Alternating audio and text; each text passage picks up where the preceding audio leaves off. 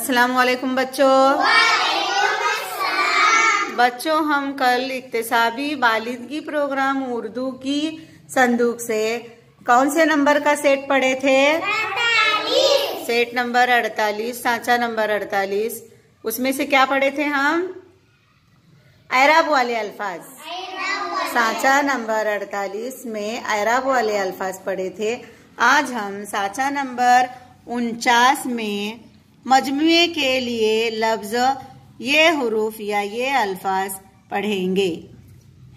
का जुर्मट, लोगों की भीड़, फौजियों का दस्ता, फूलों का गुलदस्ता, फलों का गुच्छा, भेड़ों का रेवर, नोटों की गड्डी, परिंदों का गोल, तुलबा की जमात, हाथियों का झुंड, तारों का, झुल्मट, लोगों की, भीड़, फौजियों का, दस्ता, तुलबा की, जमात, हाथियों का, झुंड, नोटों की, गड्डी, फूलों का, गुलदस्ता, बालों का, गुच्छा, भेड़ों का, लेवड़, रेवड़, रेवड़, परिंदों का,